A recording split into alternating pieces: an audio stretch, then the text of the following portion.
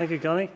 So yes, I'm going to introduce Quart, and I was going to introduce it as a asyncio alternative to Flask, but in this conference, I think there's so much interest and knowledge already been said about asyncio, I didn't really feel I need to explain that part. So instead, I'm going to introduce Quart as an ASGI or ASCII alternative to Flask, and I suspect this is more unfamiliar. In fact, can I ask if people know what SGI is? Oh, that's actually pretty good. I was thinking there'd be very few people. Great. Okay. Well, I maybe don't need to say this either. But I'll try and introduce what ASCII is as well. But before I get to that, I just thought I'd say a little bit about myself. So I work for Smarkets. You may have heard me introduce Smarkets yesterday. You can find me as PG Jones on GitHub and GitLab, but I don't have a Twitter, sadly. And I use this avatar, so you can kind of identify from this. And just a bit of an interest, I used to be a particle physicist working down this mine in Canada, so that's what the avatar shows. So anyway, onto the thing that's really interesting. So I think to introduce Quart as an alternative to Flask, I should probably just introduce Flask and make sure we all know what it is. I suspect you do. But this is a kind of the canonical quick start example for Flask. I think it really shows off just how nice an API Flask is. And you see here, I have a simple route, which is the route path. And any request that goes to that route is going to get this rendered template, the index.html, back. And this is essentially all Flask is. It's a micro framework. It mostly routes requests to the route handler functions and then formats and returns the responses. If you want to do anything more than that, there are no batches included like Django. You have to go out into the ecosystem and look at the various extensions. And Flask has a really good ecosystem, so you're going to find extensions for the stuff you want to do. And yeah, this is pretty much it. It'd be good to there's not much to it, but to remember it, because I'll show you the Quart version in a bit. The last thing I should say about Flask is it's a very mature project now. It actually reached version 1 this year. I think it's very stable, very heavily used. Okay. So to start to talk about ASCII, I'm actually going to start talking about WSGI or WSGI. And WSGI is the kind of specification or the protocol, if you will, that allows the server to be separated from the framework and allows you to choose different servers depending on what you want to optimize for. And the reason, particularly for Flask, you want to do this is that if you expose Flask to the outside world, it's not going to scale particularly well, and it's going to be quite easy to attack and bring down. So what you typically use is a WSGI server. I personally like Gunicorn, which I combine with Eventlet, which means it's now going to be asynchronous and concurrent, and I use that with Flask. And that's going to scale nicely, and it's going to be much harder to bring down. But alternatives you can use are like UWSGI, and you can use various different asynchronous workers as well with Gunicorn. So that's what WSGI allows. And WSGI, if you don't know it, kind of boils down just to this, really. It's a single callable, your application. And when you call it, the WSGI server will pass an environ, which basically is a dict of everything about the request. It also contains information about the environment that the request is working in or the application is running in, so like the environment variables, the route path, that kind of thing. And it passes it a callable, which can be called to start the response to the client. So a WSGI server will get a request from a client, will call this application callable, and then wait for the start response to be called. And then this application will return the body of the response. That's basically what it is. It's a synchronous system to respond to HTTP requests mostly. And it's proved really well. I think it came out early 2000s. There's lots of frameworks based on it, and there's lots of servers based on it. And I think as a user in the Python community, you've got a lot of choice because of this. And it's pretty good. So now I can tell you what ASGI or ASCII is. And it's the same principle. Basically, you have an ASGI framework, in this case Quart, and you can use various ASGI servers or ASCII servers.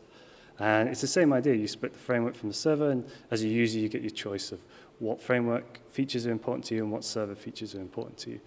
And that's the basic idea.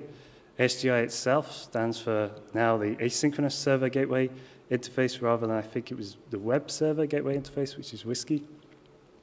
And it's a bit more complicated, but the principle is still exactly the same, basically. So your application now is a double callable. So the server will call it once and pass it something that's called the scope. And the scope is very similar in principle to the environment. It tells you everything about the request and the kind of environment you're working in. And so you get the scope. And then it calls it again in an asynchronous way, so it awaits it effectively. And this call gets passed two additional callables, a receive and a send. And these are both asynchronous as well, so you have to await them. So now, as you receive the request, of course, the request body doesn't all come at once. You have to await it in chunks, which is helpful if you want to stream a request body. So you await the receive, and then you send stuff back to the server, which it sends to the client, which again you await. So this is fully asynchronous. These two functions are likely going to do I/O. So when they're doing it, your event loop's going to go do something else. And this, if all the asynchronous web frameworks that exist adopt this, will allow you to choose whichever framework you want and whichever server you want based on that.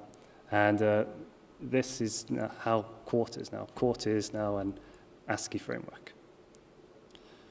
So hopefully it's that simple, and you've now got a good idea what ASCII is and how it comes about. I think it's a very legitimate equivalent to WSGI in the asynchronous age, and could even perhaps, because asynchronous coding makes a lot of sense for web servers, could even come to replace it in the future. So the last thing I wanted to say right now about ASCII is that you have a bit of choice already, which is kind of nice. There are 3 ASCII servers that I know about. There's Hypercorn, Uvicorn, and Daphne. And Hypercorn and Daphne both support HTTP2 straight away. You don't really need to do anything. They just do HTTP2. For the most part, you can't even tell in your framework whether it's HTTP2 or not. Hypercorn goes a bit further and also supports server push, which I'll talk about later, and also allows you to return a custom response to the WebSocket upgrade request, which could be useful if, say, you want to authenticate that route and return 401s.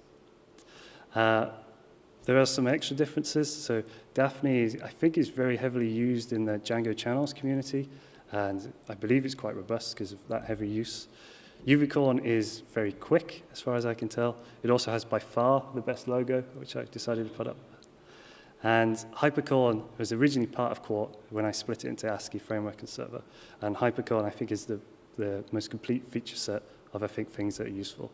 So that's basically your choice of what you want to do. So that's the ASCII part. I'm going to come on to Quart now, but to motivate why Quart exists, I just wanted to bring this up again. And it's something Dave Beasley, I think, brought up in his talk. And the basic concept is that it's quite easy to run or to get asynchronous code to be called from an asynchronous coroutine. You just await it. It's also very easy to call synchronous code from an asynchronous coroutine. You just call it.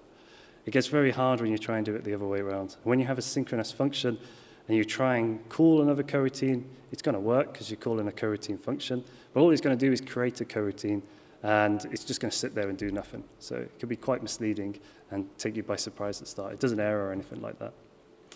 So when you first come across this, the next thing you'll inevitably try and do is then await it, which is going to be a syntax error.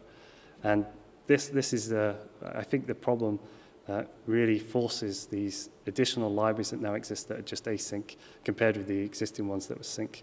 And it's the motivation for Quart. I started by looking into Flask to try and see if I could bring asynchronous stuff into it. I couldn't, and that's why Quart exists. So to introduce Quart, you can find it on GitLab under my namespace. The current release is 0.64, which I released about a week ago. It's got a nice logo. Someone at Coda, made for me, which was very nice. It's MIT licensed, and it requires pretty much the latest version of Python. And I might upgrade it because there's some nice features in 3.7 I want to use. It's been in development for a little over a year now. But the real thing that I think makes Quart interesting is that you can take your existing Flask code and the API, the framework API is exactly the same. So all you need to learn and worry about is the asynchronous parts.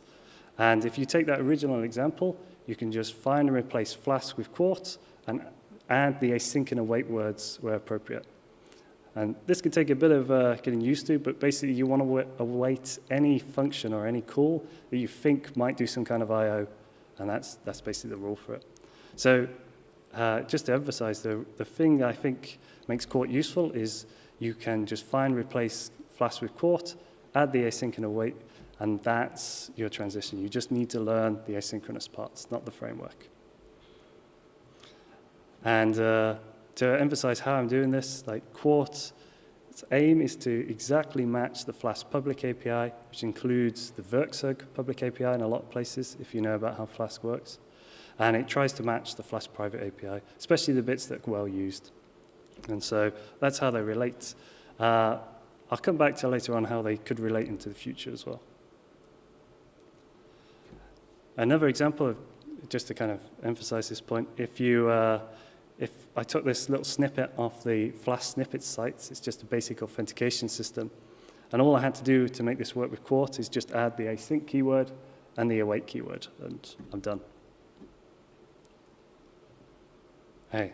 So having said all that, and hopefully convinced you how easy it is, and I have to tell you how hard it is as well. And it's a bit misleading. So if you imagine now that you want to do something serious in Flask, it's not batteries included, you're going to want to reach out to some extension, probably some kind of database thing, or maybe calls or something like that. And your extension code, at some point, will probably do something like this. It will call a function that is in fact a coroutine function.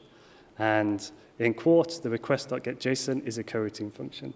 So much like earlier, this data is going to be a coroutine. It's not going to have a key index. You're going to get an error. And so the extension is not going to work. If you were to have this extension work for Quart, you'd obviously need to have it be an asynchronous function and await it. Now, there is a way around this with monkey patching, which I can talk about later, but monkey patching has its concerns. So now you know the caveats of it. I'm going to tell you some of the things you could do beyond Flask now that you're really asynchronous, and the framework understands this idea of asynchronous, being asynchronous. And the first thing I'm going to talk about, which I think might come to Whiskey soon, and possibly in Flask, or probably in Flask as it does, is that you can stream a request. So if you're sending to a server something that has a very large body, you can now stream that, and your server can do stuff with that data as and when it arrives, which could be useful for streaming. And to do it in Quart, all you need to do is asynchronously loop over the request body. That's it. So I've added a timeout as well, because this is a very easy way to attack servers, simply that you keep promising to send data that you never do until you exhaust all the connections. So that's why you want the timeout, but that's it. And I think this is one of the things that Python has quite nicely, that it's quite an expressive way and quite clear way for this to work. So of course, if you can stream requests, you can stream the response as well. And as of 3.6, you have these asynchronous generators, of which the send events is. So in this case, in the ellipses, you can imagine that I'm getting data from, say, a Redis pub sub or maybe some other place. And then I'm turning it into something called a service sent event, which, if you don't know, is a way that browsers can just hold open a connection to a server and just get events sent to it.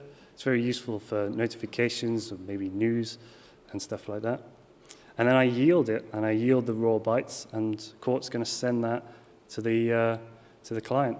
And with the right headers to tell the browser what's going on, i.e. that it's an event stream, this will work as you think it would. And again, I think the asynchronous generators makes this quite a nice and clear bit of code. Going further, again, HTTP2 is no longer like HTTP1, which is fairly synchronous. It is asynchronous. You'll get many requests go over the same connection. It'll pipeline them. And so HTTP2 fits really nicely with asynchronous coding. And the ellipses here are just to demonstrate that you can use HTTP2 with Quart without even needing to think about it. It'll just do it if the ASCII server does it. There's nothing for you to need to do. Quart also allows you to go a bit further. And I mentioned briefly earlier the idea of push promises or server push. So to explain how that works, if I'm a browser and I make a request for an index.html file, when I receive that file and I pass it, I'm probably going to find out that I now need to go and ask for some CSS, for some JavaScript. So HTTP1, I now go and make those requests. And HTTP1, I think I can make about 5 of these before they have to complete, and I can make the next ones. With HTTP2, as a server, I know that the client's going to ask for these. So I can send these files to the client before it knows it needs to ask for them. And this is what a server pushes. So in this case, for space, I said that the index.html is going to ask for the CSS file. And so the server is going to push it to the client. And so when the client knows it needs to get it, it's already got it. And you can make the time to first load of your page much quicker this way. I actually haven't seen this used much in practice, so I think it's quite interesting, but there we are. And I'll add here that I've written some blog posts which you can go and visit to find out more details about how this works, if you're so interested. Carrying on, beyond Flask, there's WebSockets. Of course, Flask can do WebSockets as well, but it's usually done by using Gevent, and you have Gevent workers going on. It's a very simple principle. But in Quart, it's asynchronous, it's just built straight in. And what I've tried to do with the API is make the WebSocket API the exact analog of the request API. So you can get the headers of the requests from the WebSocket object. You can get the query strings, cookies, all that kind of stuff as you'd normally be able to get. Also, if you know Flask, there's stuff like the before requests and after requests, and you get the before WebSocket and after WebSocket analogs. But the very simple thing to show for an echo server is just have a while loop. Every time the client sends you some data, you just send it back. And again, there's a blog post if you want to read more about how you can do more advanced patterns. Because, of course, this one here, you'll need the client to send you something before you can do anything, which may not be what you want. At this conference, though, if you saw the WebSockets talk, which was very good, you, of course, know that WebSockets are used for tomatoes and cats. And so this is, I had to take out some of it because I couldn't fit it on the slide and be readable, but this is how you might do something like the tomatoes and cats in Quart. And this is the talk. If you want to see it, it was really good. And if the author's here and wants to see the rest of the code, then I'll be happy to talk to them. Okay, so those are all some kind of snippets about how you can go beyond Flask with Quart. Just to emphasize, you can do everything you can do in Flask with Quart anyway, so this is just extra. The other parts that you'd like to do with Flask really come from the extensions. And I'm not going to go into details about it, but Quart has a system built into it that will monkey patch the existence of Flask. So a lot of the Flask extensions you can use in Quart. And if you visit this website, you can find out which of Flask extensions will work with Quart if you use this system. There are 2 pretty common ones, though, that don't work with Quart that now there exists some extensions to do instead. One is Flask cores, which there's a Quart cores equivalent, and one is, well, pretty much all the RESTful Flask extensions do not work with Quart, so there's this Quart Open API, which has been developed to replace that. All right, so I'm jumping around a bit, but I'm trying to tell you about different parts of Quart. So Quart is a fully type-hinted framework, sorry. So every part of Quart is type-hinted, and you can use your tools, MyPy, for example, against Quart to figure out if you're doing the right thing. And I think one of the places where this is really helpful, and something I tripped over a lot with Flask, is knowing what you can return from a root handler. Because there's quite a lot of different combinations, and depending on the combination, it will interpret it a different way. So for most people, you return some string with maybe an integer, which will be the status code, then maybe a dictionary, which would be your headers. You could return an asynchronous generator or a normal generator, or a whole response object. You could then combine the response with a dictionary, which overwrites the headers, or I think adds the headers. And so all of this, I think, helps if the type hinting's there. I think it's one of the great features that Python's added. Okay, so those are all the reasons why I think you should use Quart, but everyone always asks about benchmarking, so I thought I should talk about benchmarking. And so this is a really simple one where you have a root that just returns hello. It's a hello world, it's a GET request. And on my machine, if I set this up, I can get about 500 requests a second with Flask. If I use the Daphne ASCII server, I can roughly double that. And also, I can roughly double it if I use eventlet with Flask. If I use Quart on its own, I can do slightly better. I get about 1,400. If I use Quart with hypercorn and UV loop, I can do better still, about 2,500, so about 5 times Flask alone. And I should also mention that Quart by default is hypercorn, but without UV loop. But if I use UVcorn, which is the fastest ASCII server, then I can do even better still, do about 3,500. That's not a very good benchmark, though, because nobody actually has a simple web server that returns hello in production, I think. Instead, you're much more likely to have something like a CRUD app that talks to a database. And so what I've compared here is Flask with gunicorn, eventlet, and psycopg against Quart with hypercorn, UVloop, and asyncpg. And asyncpg is very quick. UVloop is very quick. They're the same people. I think Yuri spoke about them. And you can see quite a difference here. It's a factor of 3, roughly speaking. And this is quite nice. To me, it's an additional thing. It's the async features I want, and this is just a bonus. I should probably update this as well, because with UVcorn, it will probably be quicker still. So to talk about the future, I've started talking with the Flask authors. It would be great if the two could merge in some way, and we try and get async stuff directly in Flask.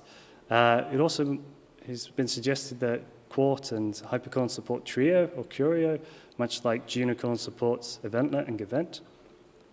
And also, I'm open to suggestions if you want to make them. So I'll conclude by, hopefully, I've convinced you that ASCII is an async equivalent of Whiskey and very good at it. And hopefully you think Quart is useful. So if you want to suggest any contributions or bug reports or anything like that, that'd be great. So thank you.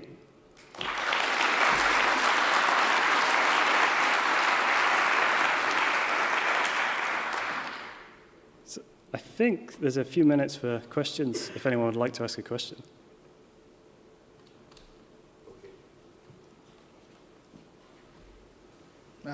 I'm sure you were expecting this question, but well, first let's talk. What about Sonic compared to Quart? Because it's somehow the same approach, trying to be more or less compatible. Did you try it because it was not appearing on Mergemark, and I'm curious. So Sonic is, in the ASCII sense, both the ASCII server and framework. It does it all effectively. And it doesn't match the Flask API, but it's similar to, so you still have to learn a new API. And benchmarking-wise, it's much quicker than Quart, even with UVcorn as your ASCII server.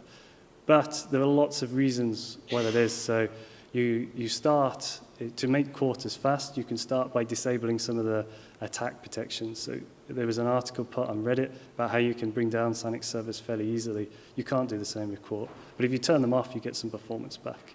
In fact, I tried to build a prototype in Sonic of my current service in Flask, and I don't know why, but it becomes slower. Oh. I don't know what I did wrong, probably something. So you can, it's quite easy to get caught out with async doing blocking I/O, so maybe? Maybe it was that. I used async, I used async Redis, or AO Redis, but I don't know what I did wrong, but it was slower than... Oh, okay. So the results were comparable, so I could compare the two API results and were the same, but it was slower. I don't know why. Oh, okay.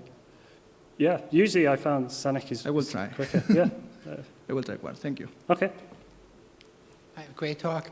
Since you mentioned also considering to move it more together with Flask, just want to let you know there is some work being done on making also Werkzeug more async-friendly, such as making the request parser to not do I/O on its own, but some ways apparently working better with async. So it might be interesting to look into maybe even contributing back to those parts. Yeah, definitely. Because I guess eventually it would make sense to have, since Flask and Werkzeug want to support async anyway. Yeah, I think one of the things I've seen in the form parser is to make it sans-IO. Yeah, sans-IO, that's the current open pull request I meant actually. Yeah, so that's pretty ace, that is, because then you can use it however. The HTTP parser that Hypercorn uses is H11, and I think everyone uses Hyper H2 for HTTP2. Both of those are sans-IO, so yeah, that really helps. Yeah. Which for sure be interesting to have you pass around maybe in the Flask IRC channel, Poco and Freenode for these things. Because cool. Sometimes there are discussions related to it, and it would probably be interesting. Yeah, yeah, thanks. Hi, I have two questions. First off, I saw that the Quart app was launched with app.run. So is there a way to run a Quart app without having Quart drive the event loop? Yes, so normally you'd use an ASCII server instead, so hypercode. If you want to directly control the event loop, you can pass the event loop to hypercode and say, use this one, and it will do that, if that's what you're asking. If you really want to do it yourself, then you can just use the ASCII interface and write your own ASCII server effectively. Okay. The other one was about HTTP2. Do you know of any front-end web servers that support reverse proxying HTTP2? So I think Nginx does that. I think No, they explicitly do not. Oh, okay, then I don't. Okay, because I was wondering, do you want to run this Quart directly again on the internet? I think hopefully with the ASCII server you can, yes. Okay. So, yeah, I do that myself. I thought Nginx did it, but I'm being misled by it. And At least last time already did not. Okay, Okay, thank you. thanks. So I think there's time for one more. One Alright. more. So Flask has the test client. Mm-hmm. Does Quart also have it? Yeah, it's And pretty much the same. is it an async or an asynchronous client? I'm trying to see. It is async. I'll try to see if I can show you. We've got a few seconds. What if there's internet? What it looks like? Because I haven't got a slide. But yeah, it's pretty much exactly the same.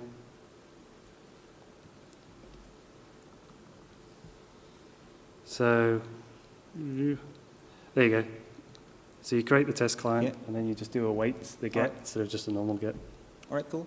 Another question, maybe a bit related. Are there any async over RAMs already, like SQL Alchemy? There are. So there's the one I think I like the most, but I haven't used it so much, is Geno, which declares that it's not an ORM, which is, I suppose, a bit misleading. And there's a few others. I think Peewee has an async version, and there was one more whose name I've forgotten. But it's not clear yet which one. I'm not sure which one's the one I would choose in production. All right. I tend to just use async PG and SQL statements. All right, thank you. Okay. Okay. Thank you. I think we're out of time.